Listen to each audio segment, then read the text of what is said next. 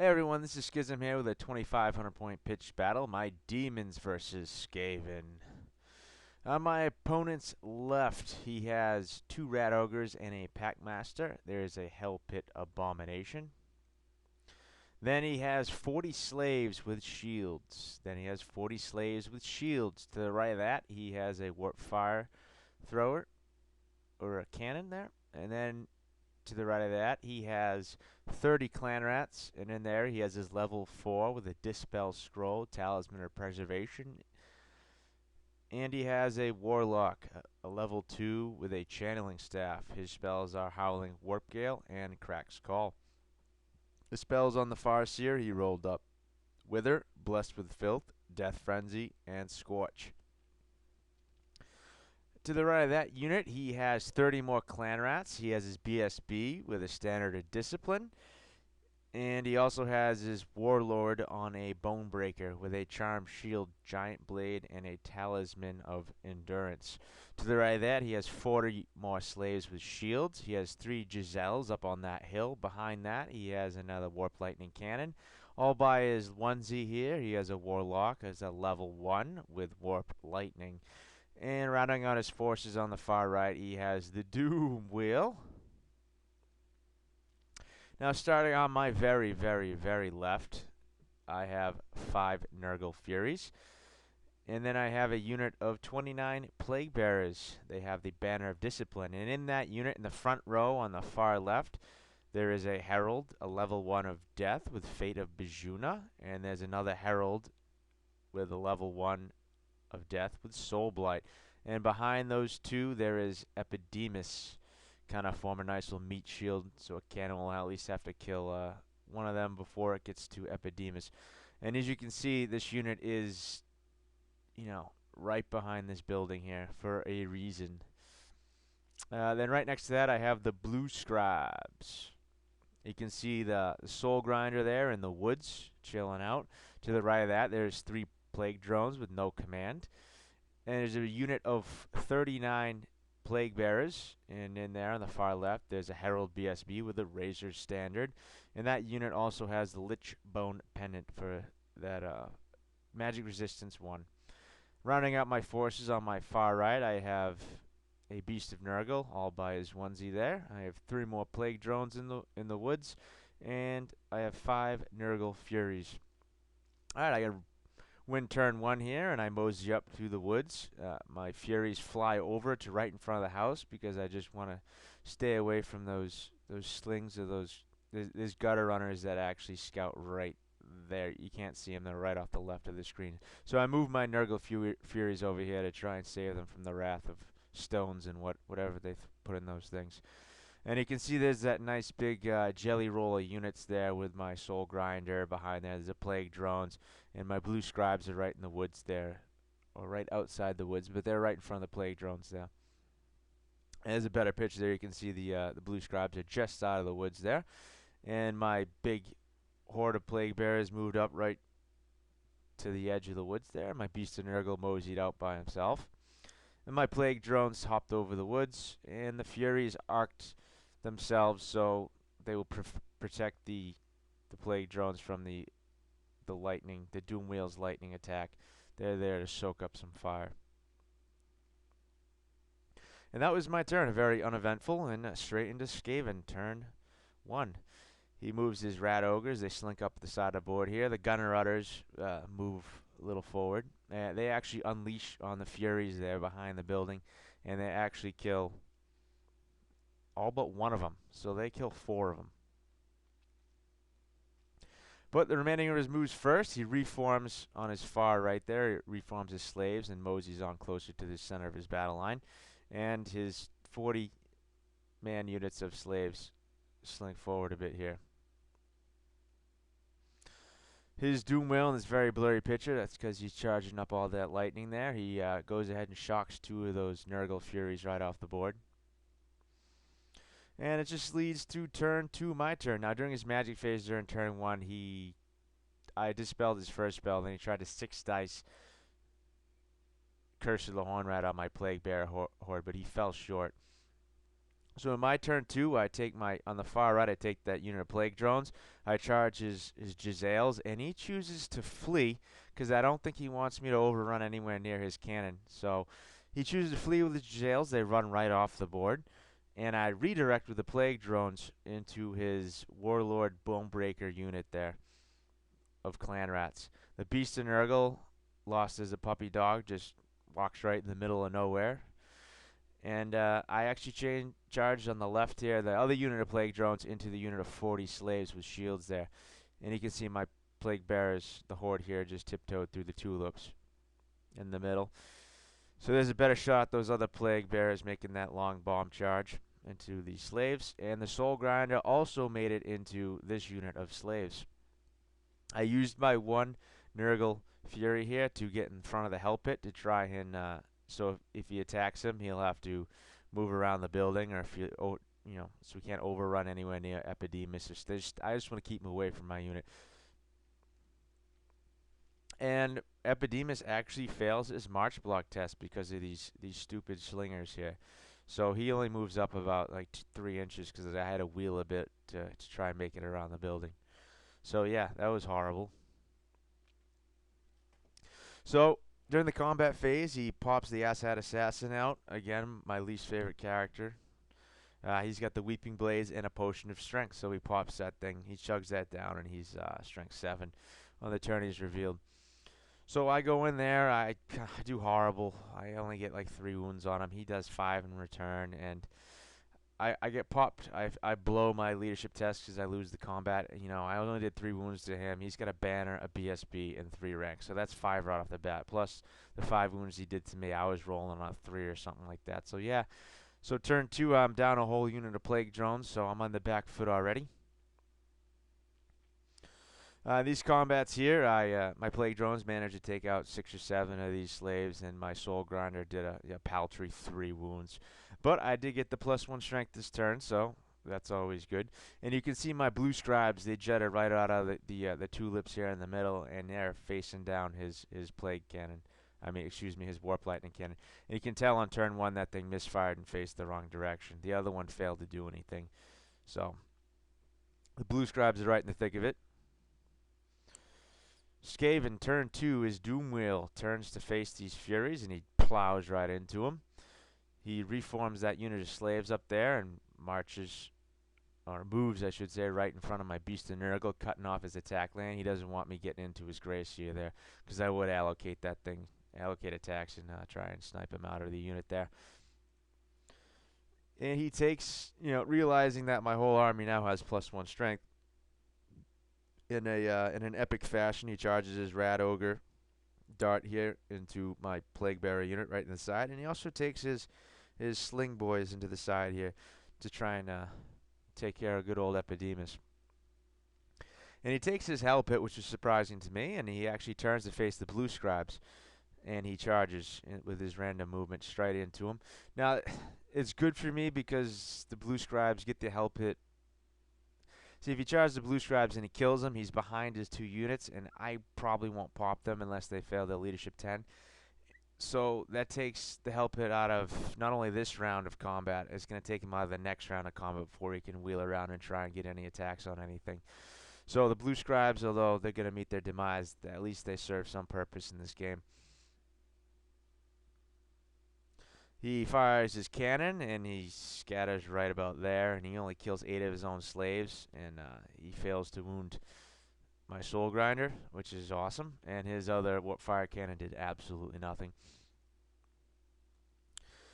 The Doomwheel here just completely mows straight over those Nurgle Furies, and he falls about an inch or 2 short of the Plague Bearers.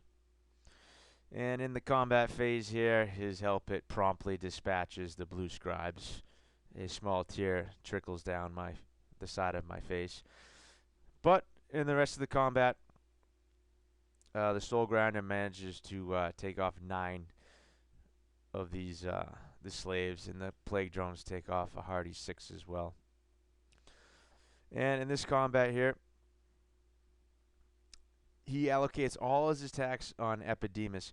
Now you can see I took this picture's taken after all the combat was resolved. After the combat, I reformed because I won, and I took Epidemus and I moved him reformed him further into the unit. But he was hanging off on the side, so which is a huge mistake in my behalf. I don't know why I didn't put him where he is now in the unit, because leaving him on the side there open him up. He just allocated all his attacks. He put 3 wounds on Epidemus and came ever so close to finishing him off, and that would have been a very early, quick, and untimely demise for Epidemus. But alas, he remains alive.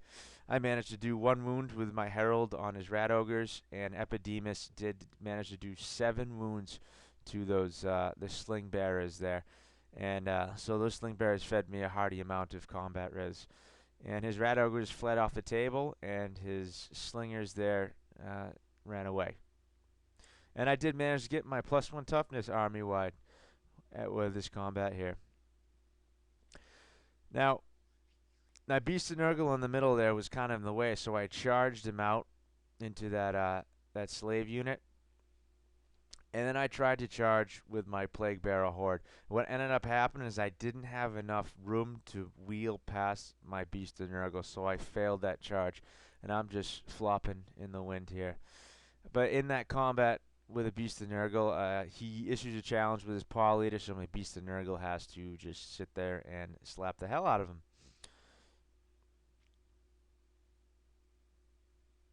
Also, in my turn 3, I take Epidemus out of the unit and I just park him behind the building, and I move my Plague Bearer unit further up to try and join the rest of the fray. In the combat here in the center, my Soul Grinder takes off 7 more of these slaves, and these Plague Drones take out another 8 or 9 of them. You see, I took my lone Nurgle Fury here, and I fly him up and over, and I use him here to try and bait the Hell Pit to stay away from the rest of my army. But I gave him the nickname Boss because he was a boss this game, and you'll find out why later. But yeah, there he is staring at the Warp Lightning Cannon. Skaven turn 3, and I'll have to say on Skaven turn 2, he did try and 6 dice the dreaded 13th on the Plague Bearer Horde, and he didn't get a 25 again, nor did he get a miscast. So, in Skaven turn 3, he takes his General's unit with his Warlord on a Bonebreaker and his Asshat Assassin, and he charges my Plague Bearer Horde with the assistance of the Doom Wheel. This Hell Pit Abomination. Now, I killed enough slaves here. The Hell Pit was able to fit through the gap, and he charges the Plague Drones, which is, no good for me. But it leaves my my Nurgle Fury alone, so there's something. In his magic phase, he manages to sneak out Death Frenzy on his Warlord's unit, so now he's getting a nice +2 attacks to everybody there. And in the combat here, I managed to whiff my attacks with my Plague Drones. I did 1, maybe 2 wounds. It was not much. He does a wound to me on the impact hit, and he does a further wound to my Plague Drones. But I managed to pass my leadership test, so I don't pop any at all. The big combat here in the middle, he managed to he issued a challenge with his Warlord, and he took out my Plague Bearer champion with 1 point of overkill, and he managed to kill 4 more of my Plague Bearers. In return, I was only able to decapitate 2 of his clan rats here. Now, the big mistake I made in this combat was when he issued the challenge with his Warlord, my BSB was already out of combat. So he wasn't going to get his attacks anyways. I should have not accepted with my champion, because what happened is my champion slid down to meet his Ogre Bonebreaker, and he's on that large base. So what happened is none of the other models in base contact with that Warlord or supporting attacks, I didn't get any of those attacks because he was engaged in that combat. So he literally negated 6 of my attacks, 6 or 9 of my attacks I could have allocated to that unit or on the Warlord himself had I not taken that challenge. And I didn't have to because my BSB wasn't going to fight anyways. And I really don't need his reroll because I don't plan on losing combats. So that was a bad mistake on my behalf, and one I will not make again. And I did manage to put a wound on this Doom Wheel here, which was always nice. But yeah, lesson learned in that combat. My Soul Grinder finishes off the rest of those clan rats, slaves, and they go pop. So he turns to face the Hell Pit for an epic showdown of beasts. My turn 4, I take my Nurgle Fury, and I promptly charge that cannon because I'm tired of getting shot at. Or I should say tickled with his Warp Lightning Cannon. And in my magic phase, I roll a 10, and I get +1 to all my ward saves, which is amazeballs.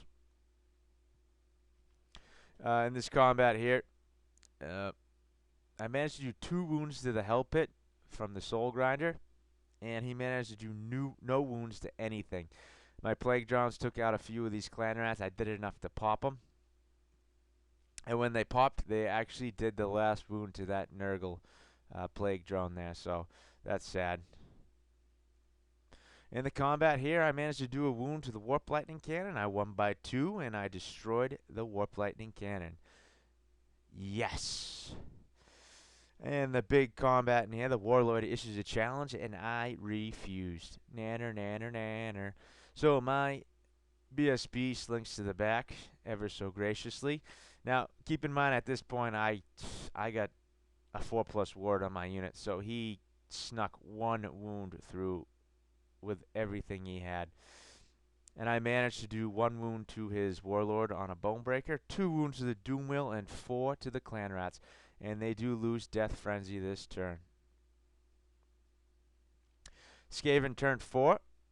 He reforms his unit with a Beast of Nurgle. The Beast of Nurgle has just been slapping around that unit the whole time. He's not really getting any wounds in him. He hasn't even really hit my Beast of Nurgle. If he has, I've made my saves. So he's still untouched, just tying up that unit. And he's just doing enough combat res to not have to test. I think he tested once on a 6, and he ended up making it. So he reforms his Grey Seer's unit there. And in the magic phase, he tries to Warp Lightning my Nurgle Fury out of righteous indignation for taking out his Warp Lightning Cannon. So, he got it off. He rolled 2 or 3 hits, and I think he wounded once, and I just bounced it off my ward save. So the Nurgle Fury is still alive. His Grey Seer, he takes the rest of his dice. He 6 dices Cracks Call, and he goes straight through my Plague Drones and through my Soul Grinder. And I tried to catch it, but I didn't roll high enough, and he did not miscast. It was not irresistible. I had 5 dice. He rolled 6, and I couldn't come close to it. So Cracks Call goes through, and I fail all my initiative tests. So there goes the Plague Drones and the Soul Grinder. In the main combat here in the middle, at this point, I'm almost positive I have re-rolled my ward saves. Yeah, I definitely have re-rolled ward saves, and I got Killing Blow now. So he does no wounds to me at all, and I do a wound to his assassin. I kill 3 more of his clan rats here. My Beast of Nurgle chops down a few, and I do another wound on his Doomwheel. And the same thing in that combat, he issues a challenge with his Warlord, and I refuse with my BSB. So he goes back to the back rank. So my Nurgle Fury pissed off after the lightning bolt that was shot at him. I needed a 10 to get in here with Swift Stride, and I managed to roll a 10. So now he's about to get some revenge for the lightning tickle he got. In my magic phase, I managed a 6 dice Soul Blight, and I did not irresistible it. So he just didn't catch it. So the Hell Pit is down a strength and a toughness. And as you can see, I did charge this the Epidemus's unit in there. And I did 3 wounds to the Hell Pit, so he's down to 1 or 2 wounds left. I think he's got 1 wound left. And he managed to take out 3 of my Nurgle Demons. In the combat in the middle, the Warlord issued a challenge, and I refused once again. He took out 3 of my Plague Bearers. I put another wound on the Warlord on a Bonebreaker, and I killed his asshat assassin finally, and took out 4 clan rats in the aftermath. I win combat these rounds, but he just sticks on his leadership 10. But not this one. He actually fails, and he flees. His banners BSB die. And I try and catch him, but I fail. I rolled double 1s on this, so it was quite pitiful. And I just I bounced right into that clan rat unit, the slave unit, excuse me, to assist my Beast of Nurgle. And my Nurgle Fury crap slaps the Warlock Engineer to death. and he overruns right off the board. Now you can see him victorious. His turn 5, Skaven turn 5, he fails to rally with his Warlord, and they almost run off the board. He takes his level 2 Warlock Engineer, moves him out of the unit to come over here and try and do some kind of silly shenanigans. His level 4 cast Wither on my Plague Bearers here. And I take 1 wound from his Hell Pit, and then my Plague Drones drag the Hell Pit to the mire. So the Hell Pit's finally met its demise. The Beast of Nurgle with company pop these slaves here, and this whole time the slaves cannot touch the Beast of Nurgle. They go pop and die, and what do? They put 2 wounds on them. So sad. And this is a picture of Epidemus hiding like a coward behind the building, because that's what he knows what to do best. And this is the last picture of the game. We thought it was turn 6, but it was really turn 5, so the game ends right here. In totality, I ended up raking in 1,500, 1,600 points, and I gave him about 650, 700 of mine. So that was a victory to Nurgle. And you can see in this picture now, after he let it settle, his Warlord unit had not rallied yet, so they could have rallied next turn. And if they did, they would have been all the way on that side of the board. And I had these 2 Nurgle units staring down his general's unit, so it wasn't looking too good for Skaven at this point. So, notes. No miscast this game, which was really, really odd. Because his first 3 turns, he 6-diced the dreaded 13th, and he didn't even get it off once. He didn't even miscast. And he didn't even come close to getting. It was so pitiful. And with my level 1 sorcerers, I rolled 6 dice at a few spells, and I couldn't miscast. You know, I couldn't get it irresistible. It was kind of funny. I've never seen a game where we 6 dice so many spells. You know, and he had a level 4, level 2, level 1. He was throwing magic everywhere, and I just managed to roll double 6s to dispel it. And that leads to my next one, the 5 spells all game. That's all we had in this game, which is kind of, you know, a lot of games, sometimes you expect to get a spell off a phase, but no, in 5 turns we got off 5 spells, so it was unlucky, a lot, or very lucky at least not to miscast. But if he had got one of those dreaded 13ths off early in the game, he really would have opened up that Plague Bearer horde. He would have killed, 10 to 13 to 14 of them, and that would have been a whole different scenario. So yeah, kind of unusual there. The warp lightning cannons, they were ineffective this game. I have a lot of multiple wound creatures in this list, and so there's a lot of opportunities for them to rake in the wounds, but no, not this game. You know, he killed more clan rats or slaves than anything. I think twice. I think I missed one turn there where he killed another 8 or 9 of the slaves fighting the soul grinder. So yeah. On my behalf, Epidemus is a bad placement for me. Putting him on that side of that unit left him vulnerable to that attack, and it really took him out of the game. You know, when he put that rat ogre dart in there and his sling guys there, that was just poor play on my behalf. I shouldn't give someone, the opportunity to just take him out like that, and they came so close. He was with a threat of death just from those attacks, and that really stunted his ability to perform in that game, and hence I had to take him out of the unit and hide him behind the building. And as much as I hate doing that, I really, if I can help it, I'm not going to lose those buffs on my army. And it just leads to the last one. The magic users were really ineffective, and not so much for him because he was rolling the dice and he wasn't really getting the rolls, so we can't blame his play so much. He had that one epic Crack's Call that just cleared out 500 points of my army. Huge game-breaking spell that one was. But for me, it was more, I put both my magic users in that one unit behind the building to guard Epidemus, and not only that block line of sight to 90% of his army, I'm also in the corner. So I only got that one Soul Blight off all game. And that's with with death magic, it was such a short range. I really put myself in a position not to have a magic phase, and I can't blame the blue scribes at all because they did more than their part keeping that hell pit from Epidemus and out of the majority of my army. So the hell pit versus the soul grinder. When that soul grinder is toughness 8, that hell pit can just beat on her all day. I'm not gonna feel the effects of a hell pit. So yeah, I mean really, if I was to do it all over again, I would really question my placement of Epidemus in that unit and that unit's placement altogether. Although keeping it behind the building did keep it alive from the warp lightning cannons, but they didn't prove to do much in this game anyway. So in hindsight, would I've done it differently? A little different. I definitely want to put them on the end of the unit like that. That was just terrible, and a lesson well learned. Thank you very much, and bye.